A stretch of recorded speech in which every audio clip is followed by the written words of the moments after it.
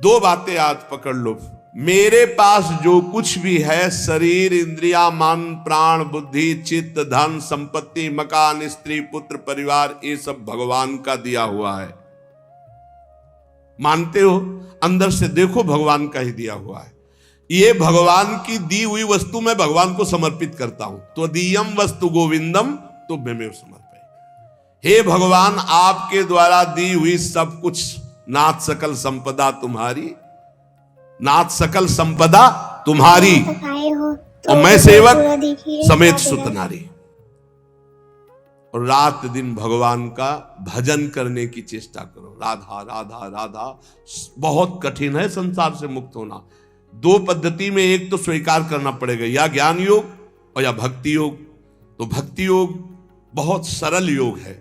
इसमें सब साधन भगवान को और सब करण भगवान के हैं, बस इतना समझना है। सब करण भगवान के हैं, चाहे इंद्रियां हो, चाहे अंतःकरण हो, चाहे पदार्थ हो, बाहर भीतर जो कुछ श्री भगवान की रचना। और मैं भी भगवान का हूं, भगवान का अंश हूं। तो मैं सहित सब कुछ भगवान को समर्पित और भगवान का नाम जप, इस जन्म में पक्का भगवत प्राप्ति हो जाएगी। ज्यादा समझने की जरूरत नहीं। ज्ञान में तो बहुत बहुत समझने की जरूरत है। अगर उसमें चूक हुई तो दूसरा बचाने वाला नहीं, इसमें बचाने वाला है। करो सदा तिनके रखवारी, जिम बालक राखे महतारी। युक्ता कर्म फलम त्यक्त्वा शांति मापनोति नैष्ठिकीम, अयुक्ता काम कारेण फले सक्तो निबध्यते। जो योगी है वो फल का त्यागी होता है, कर्म का त्यागी नहीं। कर्म जो आया उसको किया और फल वो भगवान को समर्पित कर दिया। कर्म भी भगवान को समर्पित कर दिया। पर कर्म त्यागी का मतलब मैं ये कर्म क्यों करूं जब मुझे फल की आकांक्षा नहीं। नहीं, कर्म करना चाहिए। गृहस्थ में हो तो अपने अपने धर्मानुसार जो आपको कर्तव्य कर्म मिला है, विरक्त हो तो अपने अपने धर्मानुसार जो आपको कर्तव्य कर्म मिला है। भगवान ने कहा मेरे लिए कोई कर्म नहीं, फिर भी मैं कर्म करता हूं। सबको कर्म करना चाहिए, पर कर्म फल में भगवान के ऊपर उसको समर्पित कर देना चाहिए। कर्म फल में समान भाव रखना ये योगी का लक्षण है, और कर्म फल में वो कर्म अभिमानी पुरुष का लक्षण कि ये फल मिला, नहीं मिला तो अश्रद्धा हो गई, अशांति हो गई।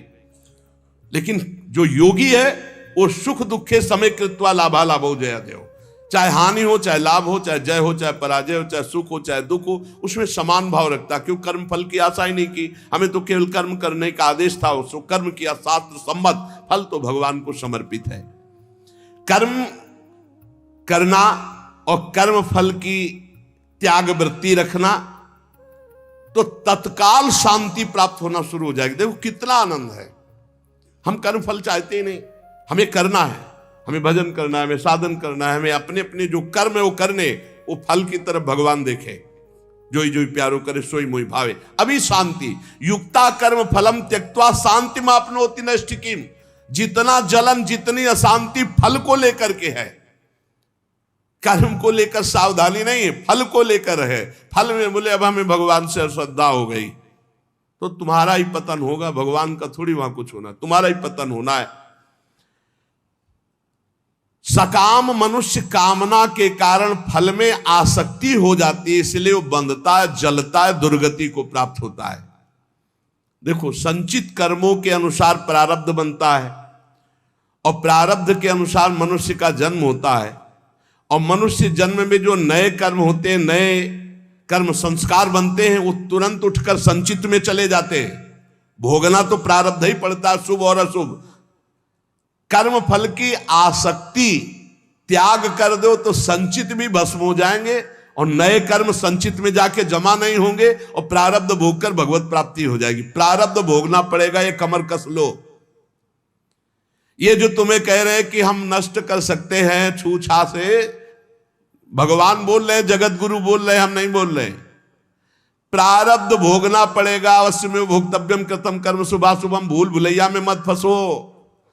तुक्का जम जाता है कभी कभी। तुम्हारा प्रारब्ध अच्छा आ गया और तुम हमारे पास आए, तुम्हारा काम बन गया, बोले बाबा से काम बन गया।